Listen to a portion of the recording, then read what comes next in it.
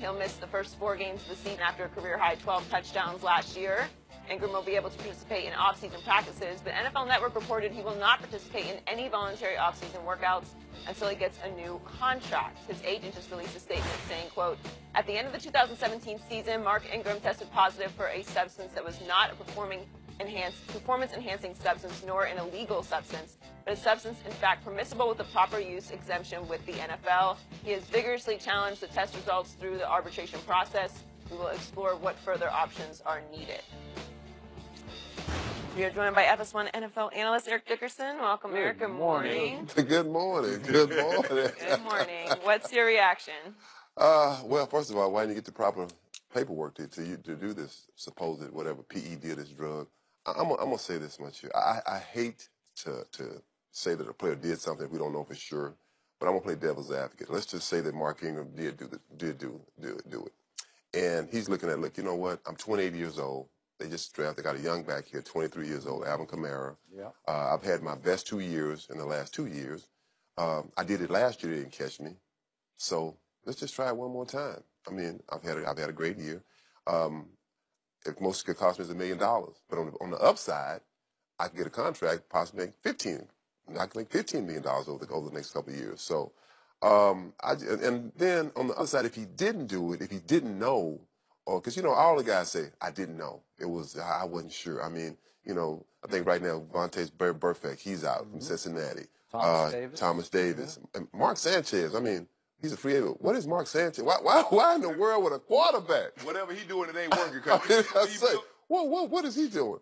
So, you know, I just feel like when I look at it, I feel bad for him, but you know, I mean, they let you know in advance what you can't do, You're what you responsible can't. for what goes in your body. In your body, you have to be responsible for that. If you're making millions of dollars or $500, if they're paying you, you have to know what you're taking. I think the big thing is, if I'm a Saints fan, I'm excited about possibly having Alvin Kamara for these 4 weeks without Mark Ingram just to see what he can do. Because if I'm Alvin Kamara, I'm like, I feel bad, man. But dang, it's my opportunity. Man, I got to see what I can really do. You know, those 1,500 yards we have from total scrimmage, both of us, you know, those could have been, I could have had 1,800 yards. I mean, that's what you think as a running back. So, you know, that's kind of my take. As a Hall of Fame running back. Yes. Possibly the greatest running back ever. Thank you, Skip. How does this hit you? Does it offend you? Does it anger you that again, we're having to jump to the conclusion that he did do something he shouldn't have done? Does it anger me? Well, I'm not, you know, I have no tolerance for drugs, any kind. That's my take on it. I mean, I feel like if you do it and you get caught, you should be spending it right away. I mean, I don't believe in drugs. I feel like if you want to play a sport, if you want to do drugs and you want to say, I did it, take responsibility. Say, I took steroids, I took it, it enhanced me, I took it. Own it. Don't lie about it. Don't say, well, I didn't know. And I'm not saying Mark Ingram did that. I mean, I'm big on that because I feel like I played against guys that's on the juice back in the day. And my God, you played against a whole bunch of guys. When you hit one of those guys, I will never. We played against the Saints. I won't say his name. I hit a defensive lineman. I got up and I'm like, man, am I getting soft or what in the hell is that all about? I go to the side. I talk to one of them. He said, oh, he on the juice, man. I'm like, wow, he's strong. I mean, so you know the guys that.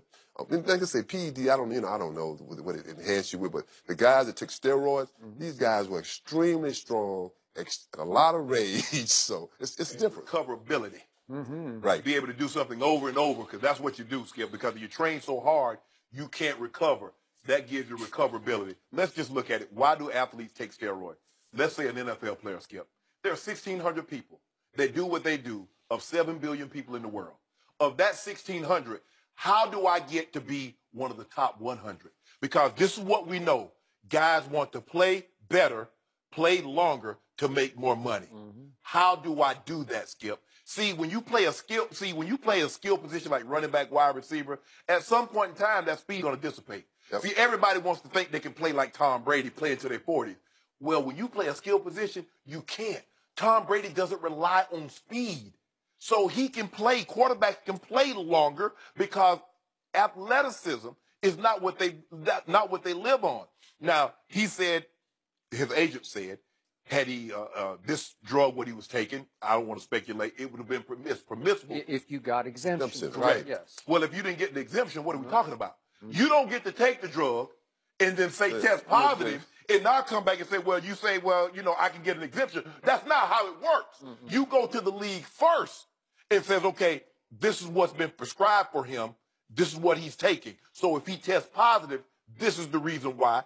Okay, and let's go back and let's You have to have a before. legitimate reason Right, to take right. Yeah. You don't get test positive and say, oh, yeah, by the way. No, that's not how it works. And I hope that's not the case, because normally the paperwork should be on file before, so you don't have these type of situations. Because people looking at Mark are going to be looking at him sideways like, oh, now I see why you had the kind of year that you had. That wasn't all you.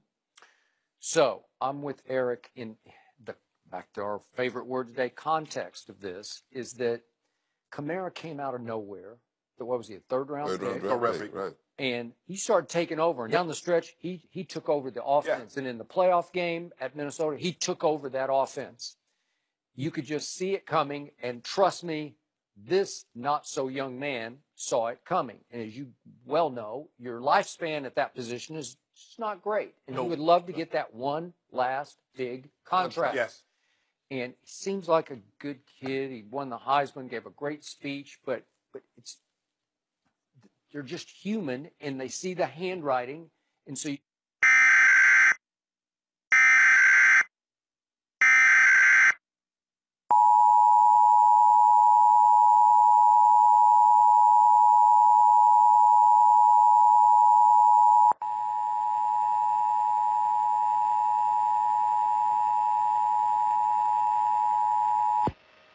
This is a statewide test of the Ohio Emergency Alert System, originating from the State Emergency Operations Center in Columbus. This is only a test. The Ohio Emergency Alert System has been designed to provide the public with timely warnings and emergency information. Had this been an actual emergency, you would have received instructions and information related to that emergency over this and other stations in your area. This concludes this test of the Ohio Emergency Alert System.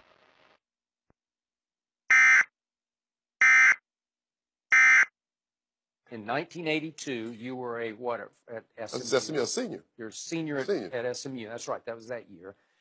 I wrote a piece, a column for the Dallas Times-Herald that I quoted a bunch of Cowboys in the locker room, all of them defensive linemen. You can look it up. I will not name them here. Right. They just openly talked about using this wonder drug steroids, anabolic steroids, because Bob Ward was their strength and conditioning coach. I don't know if you remember Bob, but he was a guru and just brilliant. And he's just saying they work. Yeah, absolutely they work. That's why people take them. Absolutely they work. Yeah. I mean, the strength. You probably play against it, but man, when you play against one of these guys, it's almost frightening. You like when they grab you, it's like you've been grabbed by vice grips. It's like, my God, this guy's strong. And they've gotten more and more stringent with the test, because when I first come in, they would tell you, okay, go give a sample. Well, guys were having other guys that were clean. Right. Then it's like, okay. Then they said, well, that's somebody else's. And then the guys you can order off the internet. So they had a bag strapped to the leg. So clean. So they say, now, Skip, now they make you take your shirt off, and the guy's looking while your pants are around your ankle. I'm like, come on, dude. For real, dude? He's like, I'm sorry. This is what we got to do. And even on vacation, Skip, you used to go, well, I'm going out of town. Okay, just call us when you get back. Okay, where you going? Because we'll see you at the hotel. The guy used to come. I was in Savannah, Skip. The guy would fly to Savannah in the airport.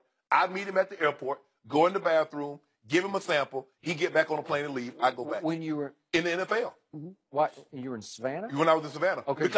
Because see, PEDs is the only drug they test for in the off season unless you're in the program.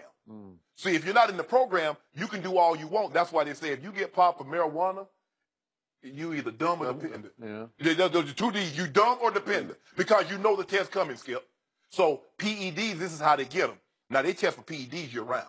But they can test. It's random. Yeah. So it's a random. That's what they say, random. Am I to believe that neither of you were ever tempted as you neared the end to resort to this? You know what, Skip? For me, God gave me a great body. He gave me a tremendous work ethic. And I mean, people have always speculated that I was. And I got tested more than Jason Elam. I got tested more than John Elway. I'm like, how is it random? I'm getting tested 4 or 5 times a year, and he doesn't get tested at all, or he gets tested once. I see what y'all trying to do. The eye test, right? Yeah. I mean, a guy walking through here looking like an African god. I mean, what you thinking? Well, for me, no, I never even thought about it. I mean, never even crossed my mind. First of all, I'm afraid of needles. And back then, they were injecting it to you. Well, you have to get the full. Yeah, they injected it. A needle. I don't like needles today, so absolutely, that wasn't even a thought for me. I mean, I was big, I was fast. Even if I lost a step or a couple of steps. Oh, well, you know what I'm talking about. I still could outrun 90% of the guys that were chasing me. So there was no problem for me. My thing wasn't speed. What was your thing? My thing was just shaking them up. You couldn't touch me in the phone booth. You know, I'm gonna get you in this race now. Edie, you about to be 60. Can we? I told you I got it set up. I get you some money too. It's gonna be for a foundation. I got it set up. The Eric Dickerson Memorial Foundation, because I'm gonna bust your heart. I'm gonna bust your heart when I get you. No, Skip. We're not lifting weights. I couldn't because at the end of the day, everything. I've made some bad decisions, Skip. But every time I really got to a decision that I was like, what would my granny say? Because I'm never going to get that back, Skip. Okay, but you told me you were breaking down, and this is going, and that's going, and it's hard, and man. I knew I couldn't. That was the thing, Skip. When you young, Edie, you know this. Oh, you play a game on Sunday. When I'm young, Skip, I can be ready to play again on Tuesday. But then all of a sudden that thing is Wednesday. Then all of a sudden it's Thursday. You feel like, man, I want your ankles hurt. You get out of bed walking all stiff. You got the old man. The classic quote from Emmitt Smith was, "I feel like I was in a car wreck every Monday." Yeah. I'm sure you know what that feels like. When you get older, yeah, you do. I won't forget, like Shannon said it best. I'm going to get one Sunday night. One Sunday we played the Lions. They had 199 yards. I go to a club. I remember I go to a club. We stand in the bathroom. The guy. We talking. The guy talking about football. Man, you see Eric Dickerson? Boy, he's running that rock. Man, he did this. The guy said, that ain't no Eric Dickerson. Eric Dickerson at home, man. I'm telling you, he's tired in that game. Man, tell this guy you're Eric Dickerson. I said, man, what you doing at this club tonight, man? You should be beat up. I said, I'm 23 years old. Mm-hmm. So you can do it. Now, you get to be 28, 29. You're like, man, I'm gonna go. I'm good. I'm going to go. Sharp, you going out? No, I'm good. I'll holler at y'all tomorrow. You never went out anyway. You know, I have to show my face every once in a while. But in Savannah State, I went to one party in 4 years, Skip. Mary Porter didn't send me to Savannah State to party. I heard that. But you know, when old Shay come up in that thing. You make it worth it? You know, I'm bow-legged in one leg. You know, I walk in that thing bow-legged in one leg. Really? Yeah, man. Another off-the-field issue this week, and we'll discuss that next.